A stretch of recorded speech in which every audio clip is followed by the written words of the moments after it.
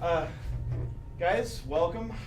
We are at the third panel of GTEX. So here we have with us today Lenny Balsera, formerly with Evil Hat, and Adam Daigle with Paizo. And they are going to be talking about freelance to permanent employment as the only two people that have ever done it. So that's not precisely true. Right. But the amount of exaggeration is not as high as you might think.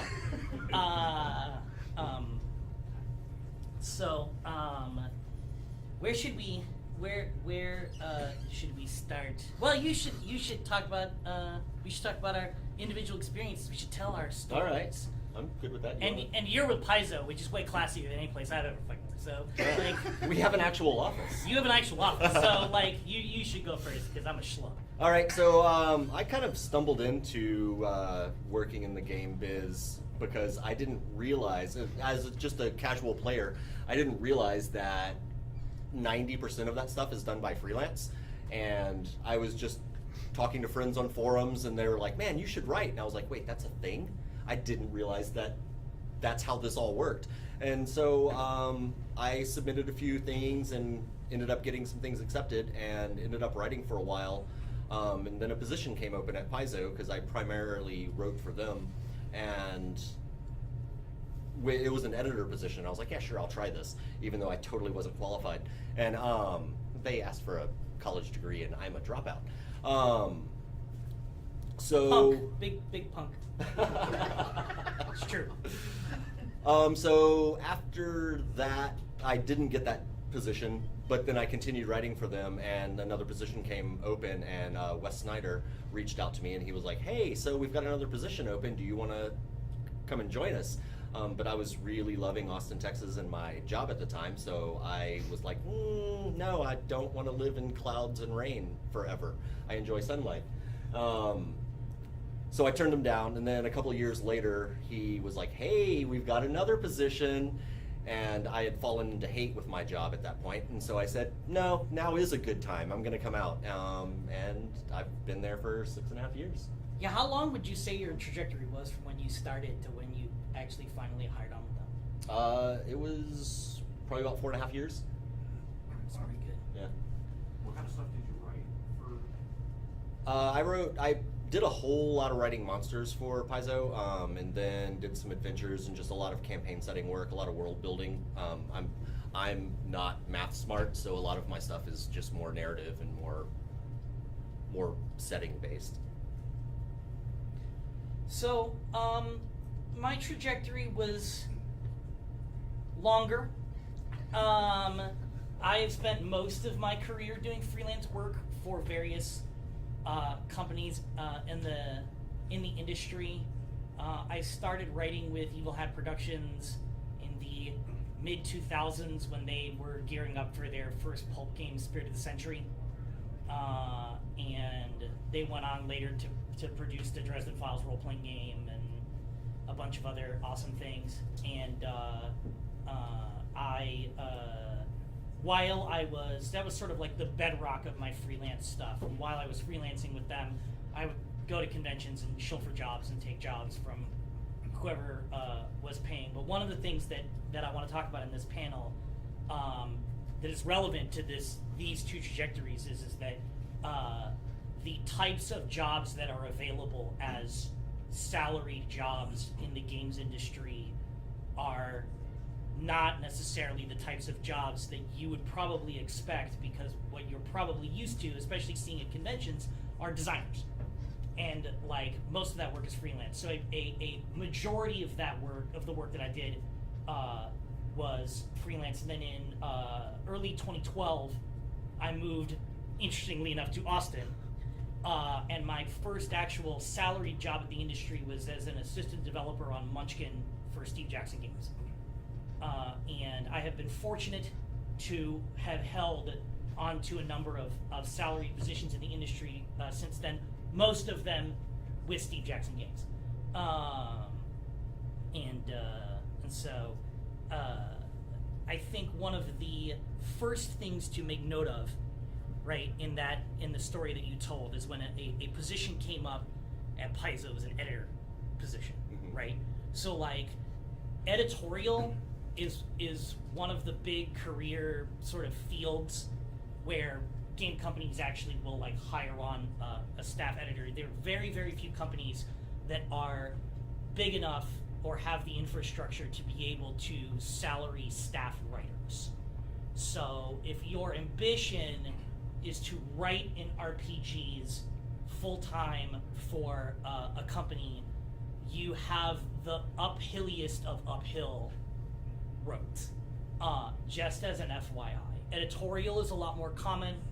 Production art, right? Like a lot of companies have production artists on staff because, and basically the reason for all of this is that the cost to hire those people is comparable to the cost to do it freelance in a lot of cases. So that's basically what you're looking at is what are the economics of that position, right? In an industry where 5 cents a word is a pretty good sort of standard going rate for writing, it makes no economic sense for most companies to salary that. And time is a factor in that as well. Right. Like, Paizo, we have a very aggressive production schedule where we're putting out multiple books a month, and if we had staff writers that were actually writing on the clock at their desk, there's no way we would be able to keep up with that because writing takes time. Right. I couldn't write a 96-page book in a month. That just isn't possible. Right, but you hired 10 freelancers to each take a 10,000 word chunk of it, right? And all of a sudden you have a book. Right. So that's a thing. So editorial, like development, is another big one. Production art, like in-house production staff, I would say probably on the creative side is the most common type of job you will see at a publishing company. Thing two is, beyond that, that I think is important to get out right away is that one of the things that is under-recognized, I think, when you're talking about full-time employment at a hobby game studio is support staff. So marketing direction or marketing assistants, business administration, like all of the like boring office-y jobs, like game studios file taxes, right? Like everybody else. So like if your primary skill is accounting and you want to find a job in the industry, ironically enough, you probably have a better chance of finding a salaried job somewhere in the industry compared to a designer. Like that kind of support, customer service, community management, warehousing, all of that stuff. Tech, right, like tech support, right, IT, like webmaster, any of that kind of infrastructural business support kind of role is actually the most often what a game studio will seek to hire. And it is like I've had the chance to work on both sides of it. Like that's basically how I kept my own salaried career functioning. Is I was the assistant developer for Munchkin for a while, but then I was the marketing director for Steve Jackson Games for a little while, and then I went into doing translation licensing management for them. So, you know, the jobs got officier and progressively more, I don't want to say boring because I found it to be fascinating work, but it was, you know, it less was, on the creative side. Right, less on the creative side, moving in that direction. So that is my basic spiel. So if you want to move from freelancer to employee, that is the path that I would most of the time recommend that you gravitate to. Although Paizo can field writers on occasion, right? No, we still most of our writing is done now in-house, freelance. right? Well, no, most of it's freelance. Still. Right. Like Right. our actual like core system design, we do have a team of designers In-house, that do right. all of that. Yeah. But as far as like actually writing all the products, I thought you did have a couple of staff writer positions. Could be wrong. Is that? I mean, well, one of the things that we do, since like a lot of the developers as a developer, one of the things that we do is we reach out to freelancers, we get them to do the work, we contract it, and then once it comes in, we go through and make sure that, you know, it's in good English, it matches our setting, it matches our rules, and, you know, massage it all into a nice place before we send it off to the editors. But we don't do writing in-house, and so all of that comes from freelancers. But we also have the opportunity to assign that as freelance to ourselves, which we have to do out of the office and off the clock. So there are a number of my days Oh, that's where interesting. I work 8 hours a day doing massaging, and then go home, take an hour or so break, and then write for the rest of the night. Yeah. And that gets harder and harder every day. As time goes. It's just like, as time I've goes spent my reserve of creativity, now I just have nothing. It's just I can't be on for 14 hours. That just doesn't work. You appreciate the requirement. How large is Paizo's in-house staff? I've been there for 6.5 years, and it's doubled since I've gotten there. We're a little over 70 employees now, and that's everything. That's Where is that? we're up in Redmond, Washington. Oh, okay. Yeah, and that's warehouse staff, marketing team, finance, customer service, developers, editors, graphic designers. And that's pretty close to like SJ Games a few years back when it was at what I think is its biggest. I don't know if they had quite that many, but it was like somewhere around 50, 60 people. Yeah. And you said most of, at least for Paizo, is most of the staff like graphics, like artists?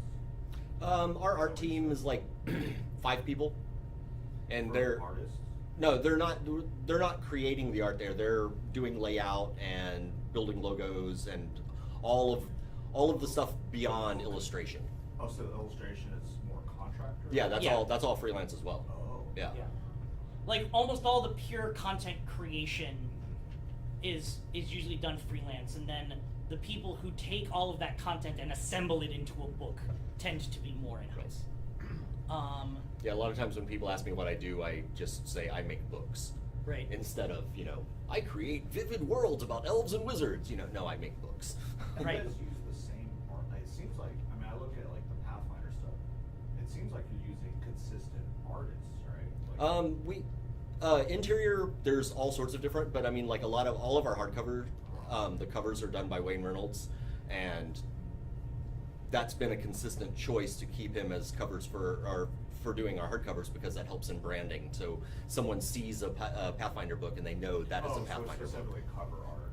Yeah, he also does interior illustrations. All of our iconics have been painted by Wayne, and that's Sarah Robinson, our art director, has chosen that because it will give consistent branding.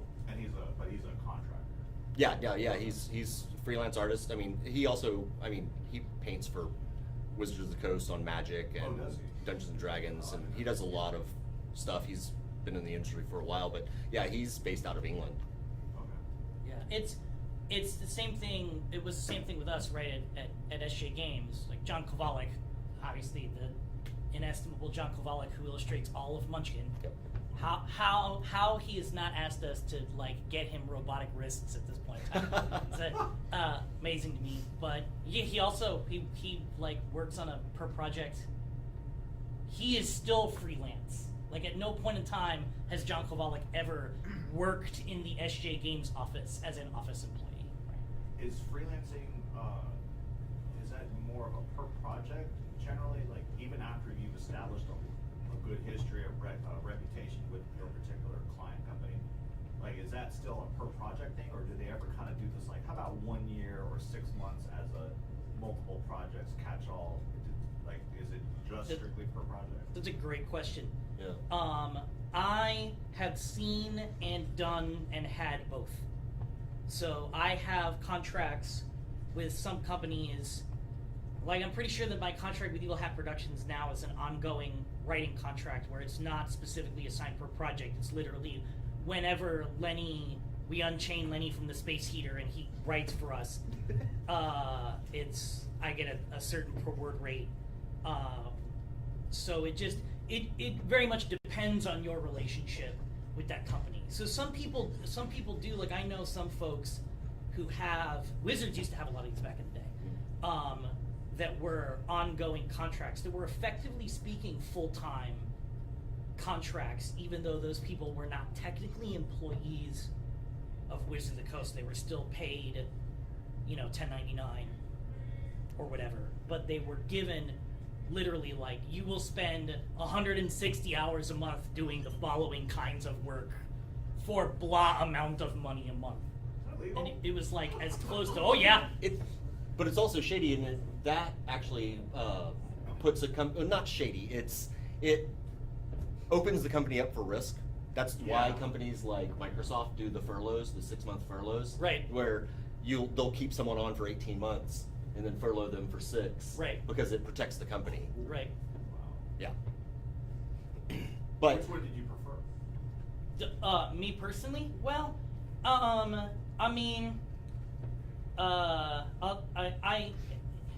I was younger, the agility of having multiple freelance contracts running at once better suited my lifestyle at the time.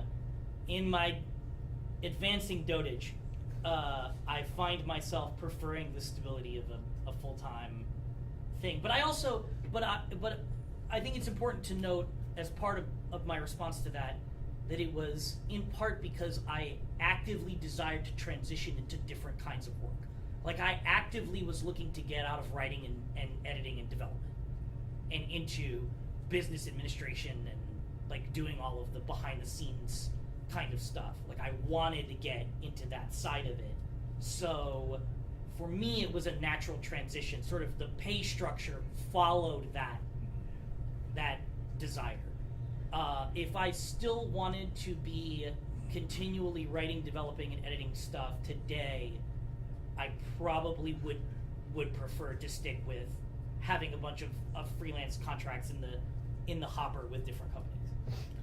one thing with having multiple, like doing it that way, here's another little secret.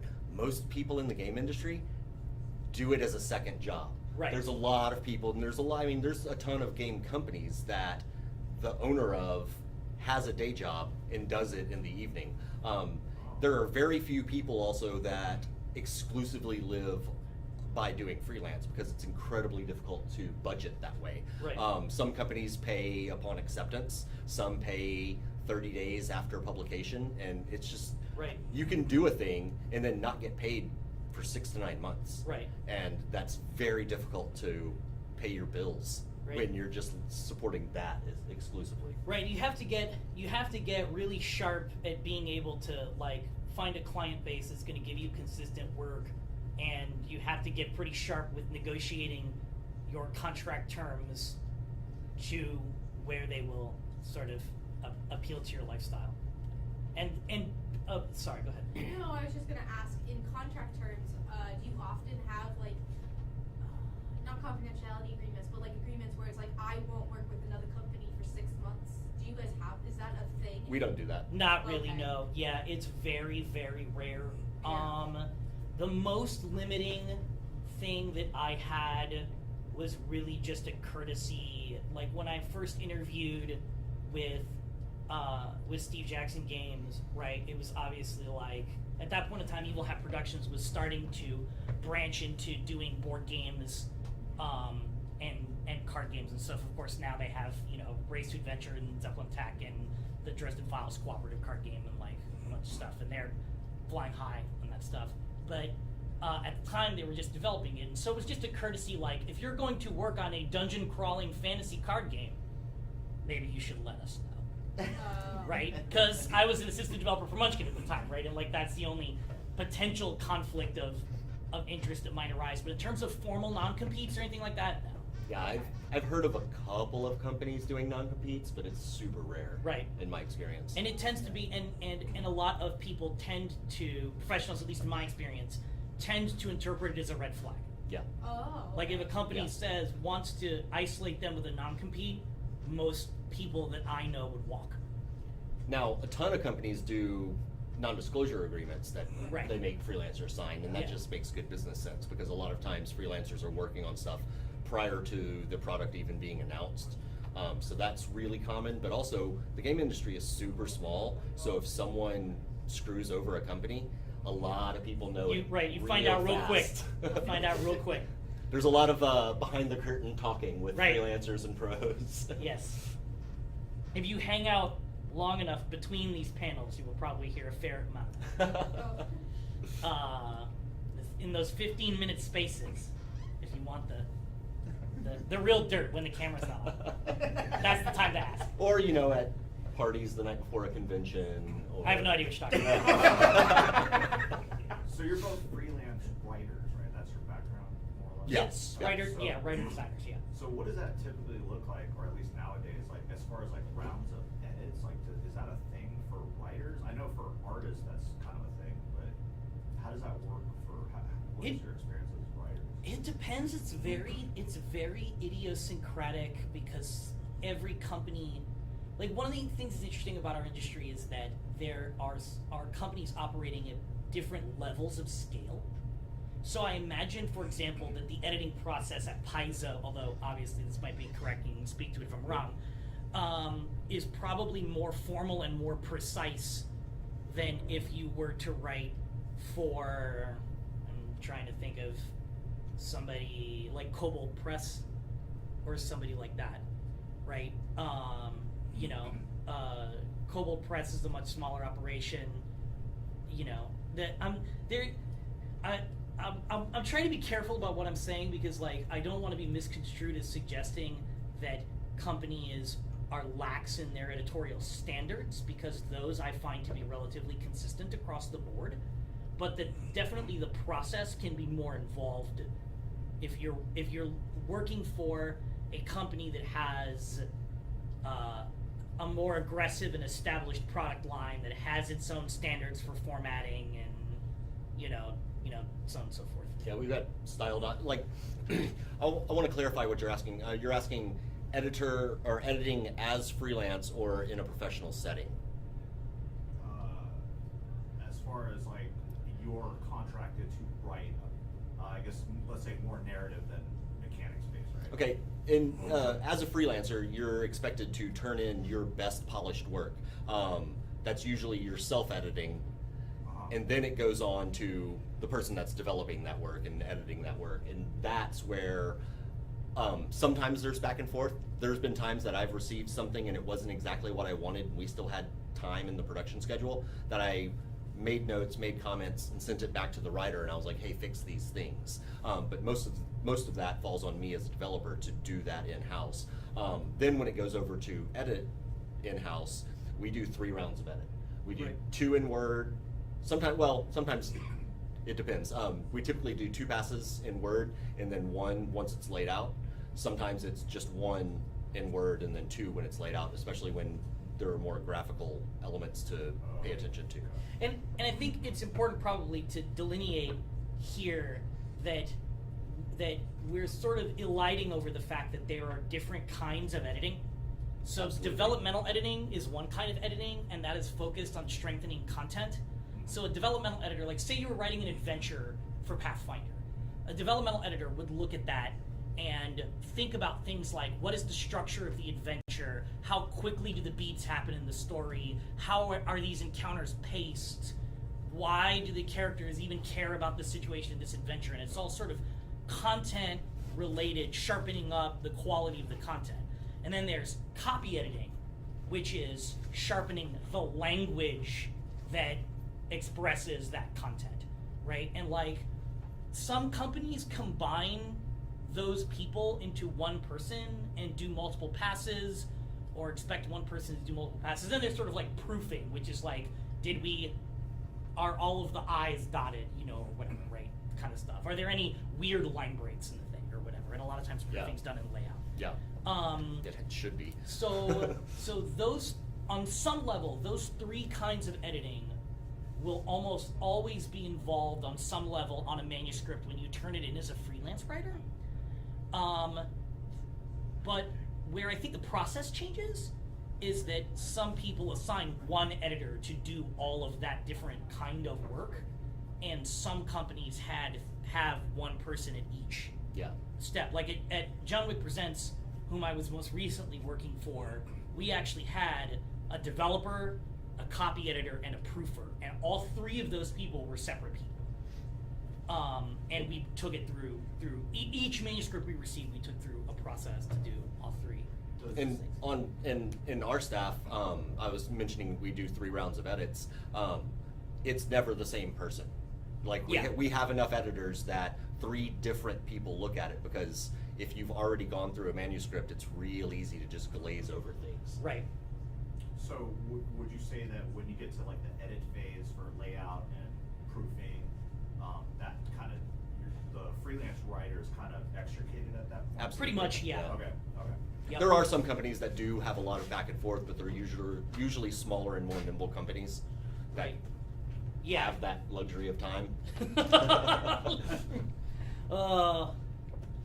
Time. Do you think it's easier to get a job as an editor as in like a professional job, not a freelance job, than it is to get a write? Like, do you get what I'm asking? Yeah, Yeah. I think that developer and editor positions are more common as salaried positions in the industry than writer positions Yeah. are. What do you think the ratio of a writer, job of like salaried writer versus freelance writer is? Do you have any idea? It is my experience with writing as a salaried position in the games industry is that any company that is doing it will eventually decide that it was a bad idea to have chosen to do it. Like that person is almost always the first person to get laid off when there's any kind of financial instability in the company in general, right? Like, That's good to know. right, it is the lead, right. If someone's like, yeah, staff writer, you might just want to. I can't even think of a company that has a staff writer, honestly. We at John Wick Presents, we had 2 staff writer positions for, I want to say, a year and a half, 2 years. Yeah. The face says it all. Well, it's rough because because there are advantages to it, and the sad part is that I think that there are a lot of strengths to making it work. Like we got 2 of our who I still think are some of our strongest writers who had the opportunity, because they were on staff, to learn the setting and the world on a level that a freelance writer just does not know. And so every time they went back to the well, the next thing came back sharper and came back sharper and came back sharper, because they had the opportunity to dive deep.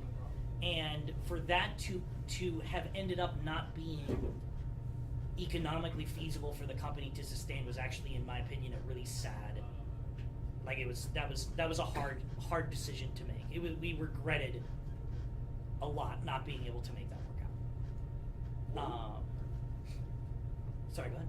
What would you say is the average like pay rate? Like, is it per word? Like, for the industry in general, for the role-playing game industry in general, like, what does that look like? The minimum industry average versus like a? I mean, I don't know. You said you can't make a living on it. Almost all writing is done by the word. It's per word. Every now and then you'll get someone that's like, do this thing and you get $500, but usually it's by the word, and it's at least figured in that. I've seen companies paying as little as 2 cents a word, Yeah. and I've seen companies paying as high as 10 to 12 cents a word. Right. At Paizo, I start off all of our freelance writers at 7. Right, yeah, and I would consider 5 to be That's probably the the good minimum average. sustainable. Yeah. Even for a new writer, if somebody offers you less than a nickel a word, don't take it. Yeah. Because you have to think about it in terms of the reason why some of this is variable is because one of the major questions, right, is to examine your own commitment level and think about how much money you want to make out of this, right? So if you're looking at, for example, writing as your work day, if you're looking at it from a full-time perspective, the first question you have to ask yourself is, how many good words can I make in an 8-hour period for 5 days a week without wanting to go off Niagara Falls without the barrel, right? And let's suppose we go, Stephen King in his book on writing, I think, gave the 2,000 word a day figure. That's it. That was his. That like you'll get 2,000 words a day out of yourself as a professional writer. So let's assume that that's your thing, right? So then you look at it as, okay, it's 2,000 words a day. That means that in a work week, I'm producing 10,000 words of content if I'm doing nothing else professionally, which means that in a month, I'm producing 40,000 words a month, right? So if you're able to keep that up consistently, then you can compare that now with what you would make, right? Like if you're writing 40,000 words a month and you're getting paid 5 cents a word, That's $2,000 a month. right? That's $2,000 a month. Right? Before figuring taxes, because you're doing it on contract. Right. So it's a good idea, any type of freelance check you get, to put at least a quarter of it away, because you're going to have to pay those taxes. Because you're gonna have to pay those taxes eventually. Unless you get creative. Unless you get creative, unless you make Which I do not advise. unless you make yourself into your own LLC And write off everything. and write. But Good. What? Is that a good idea? Actually, there are some companies that do require freelance writers to have a business license.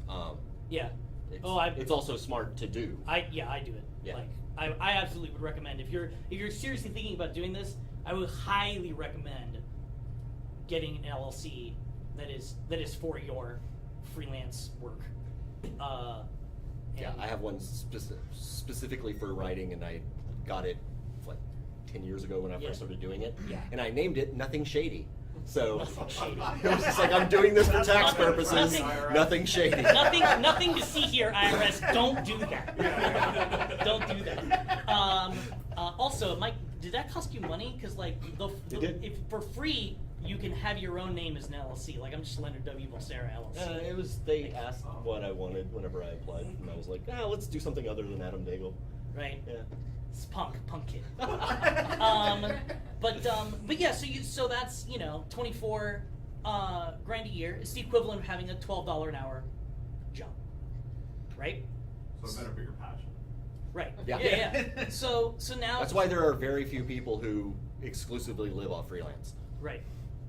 So now you know though that like if you want to make a more substantial living, you have to build yourself. Now you can set goals for yourself. Now you can say, well, 24 doesn't sound all that great to me, but if I can build myself up in order to be a writer that can regularly take 10-cent a word jobs, that might be something I can do, right? So you just have to sort of evaluate what you want out of it financially in order to set your own expectations accordingly.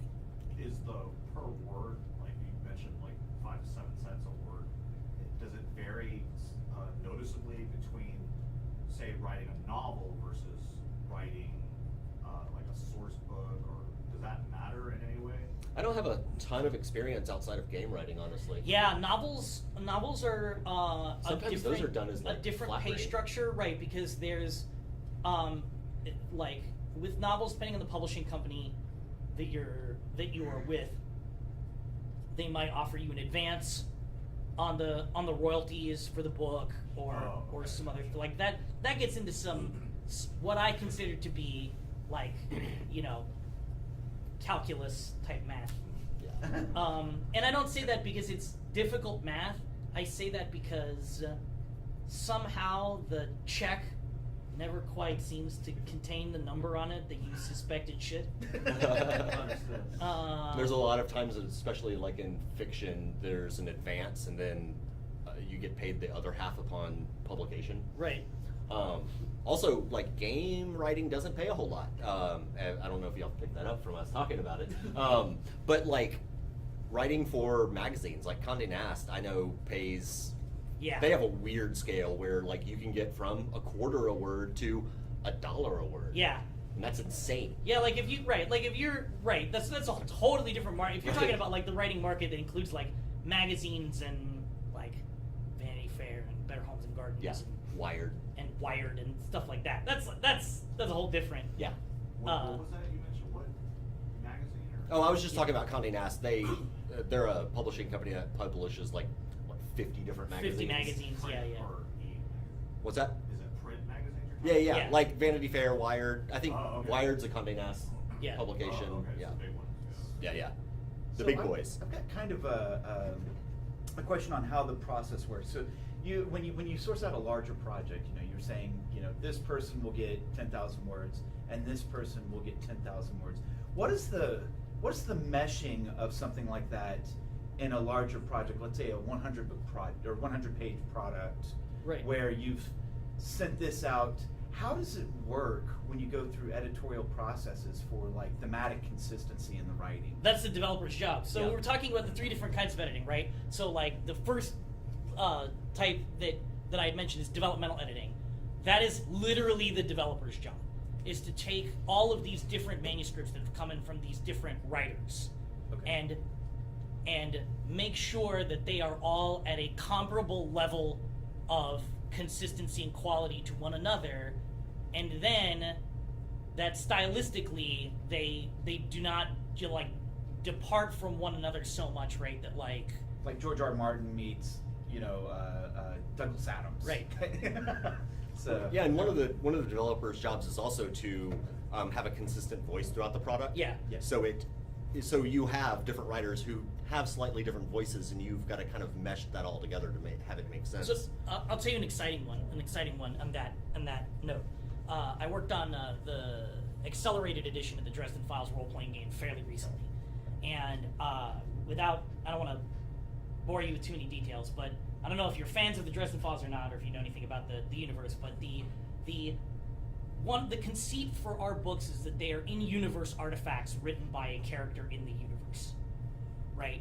But because we had large ambitions, this also extended to the rules text. Like our assumption is that characters in the Dresden Files universe designed the game, which meant that the voice work on that had to extend past the in-character text and into the rules text. So it was literally like writing the rules text and then, okay, now how would this character explain these rules, right? And like we had Pamela Alexander, was her name. She did a great and fantastic job, sort of like reconciling all of the different.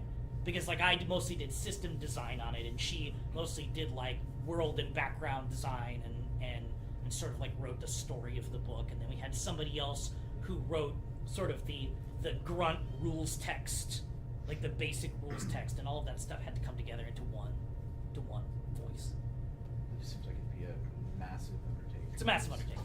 And you can make it a lot easier in the front end of all of that. Like once we figure out our production schedule and which books we're going to do which month and what the books are going to be about, then you typically have a lead developer that is they're the one pushing that, and they're the one that outlines it and then takes that outline and then assigns out the different parts. So you have a lot of control in that, of knowing who of your freelance pool who has certain strengths and also certain interests, because like give something, if you know that one of your freelancers is super into a topic, give them that type of material, because you're just going to get good stuff back. And then once it all comes in, then it's your job to put all that together. So one thing on what was the intent, the original, the OP of this panel, which is like the trajectory from being a freelancer to being an employee, is that in this, I should also note that what some studios will do is if you are lucky, or if they like you a whole lot, craft a full-time position from a number of these disparate things. So where it might not make economic sense, for example, to have a full-time staff writer, somebody might become like the lead developer or a line developer over something, and that job would include writing, and that would be considered to be sort of part of their 40 hours. So like some companies will sort of construct patchwork utility infielder jobs from different things, where if like you can't fund a full-time position for each thing, but you can find a separation of labor and powers, that is a thing that can sometimes happen. It is rare, but if you're cultivating a relationship with a company and that relationship is a good one and a trusting one, that is something that can sometimes happen. Is there any possibility of outsourcing things like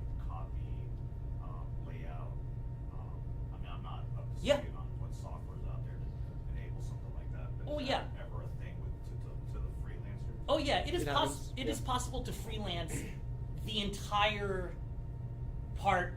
process from beginning to end. Yeah. Can theoretically be done with freelancers. Is there a particular platform that you find more effective than others?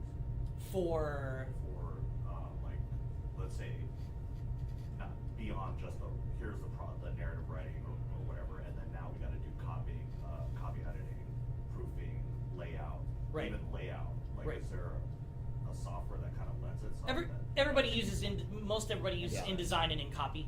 in design? Yeah, and Yeah, it's InCopy. Adobe. Yeah, Adobe. The Adobe Oh. part of the Adobe Creative Suite. Oh, okay. Yeah. Okay.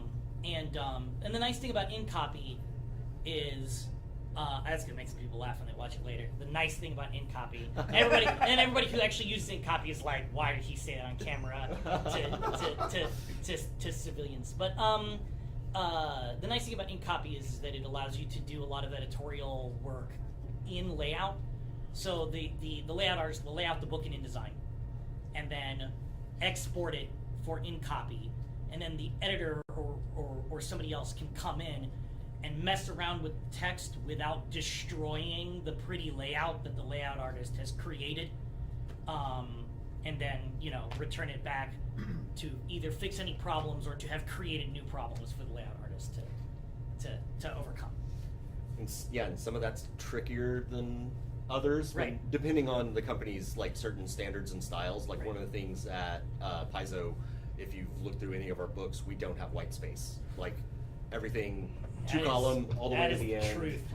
We don't. We're very much sticklers about widows and orphans. That's like having a single word at the end of a paragraph, or Right.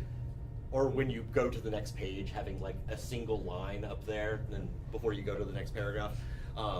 And that's, sometimes manuscripts can change a lot once you get out of layout, because let's say you have a 40-page section and all of a sudden you're a column short. Right. You've got to Yeah. add that, You've got to add that, or literally just rearranging header placement, right? right? Like at the top of a column or whatever. It gets bizarre. But to speak to your question more directly, yeah, freelance layout work absolutely is available. Yeah. Like all of that. I should clarify that this split that I'm talking about from book production to content creation being salaried positions is not absolute. Plenty of companies employ freelancers to do all stages of editing and development, layout, and everything leading up to the final publication of the book. It's just a tendency that studios will tend to prefer to bring those folks in-house, especially if they're like Paizo, where the calendar has a billion Pathfinder books on it, right? And like hiring a freelance layout artist could cost them a significant amount of time, because that person, especially if they're new, has to learn the house style, how do they format their pages, where they, what is the font package that they use, how do you format the stat blocks, how do you do all of this stuff, right? Somebody who already knows that can do it in a fraction of the time. And also, like having all of those resources in-house is so much easier, because you don't. It's faster because you don't have the time. You don't email a thing and then wait for it to come back, and then okay, this is a really big InDesign file, so you got to go to the FTP to get it. And Right. You can just walk over to someone's desk and go, "Hey, can you fix this?" And it's Right. so much easier. Yeah, we had John Wick Presents has a virtual office, so for us it was a little bit more time consuming because they were all Dropbox downloads. Yeah. Like take forever, because a book in InDesign is gigs and gigs and gigs of stuff, right? When you put shove art into it, and Would you say would you say that it's more or less lucrative to be a freelance writer versus a freelance artist? No. I think artists probably make more money Artists than make more writers. money. Artists absolutely make more money. The ratio of expense on a book between writing and art skews towards art on an order of magnitude. Yeah, the picture is worth 1,000 words is absolutely not true when it comes to Like- getting paid for art and getting paid for writing. Yeah, like With 100,000 words. Right. right, like it would not be uncommon. I mean, it's at least double, right? Like I'm just trying to think through sort of our budget. So you're talking about like 100,000 words for a 208-page source book, right? So that's $5K for writing. That same book will have like $10,000 to $15,000 of art in it, Whoa. right? Like, so yeah. And that's not even, that's just illustrations. That's Right. not talking art, graphic design, and all of that. Right, yeah, yeah. Right, that's just illustrations, like cover illustrations and insets and all that. We're at So- time? Yeah. Okay. We have reached time for the panel. Gentlemen, thank you very much for your insights. Yeah, for sure. Thank you for Thanks, everybody. listening to us ramble.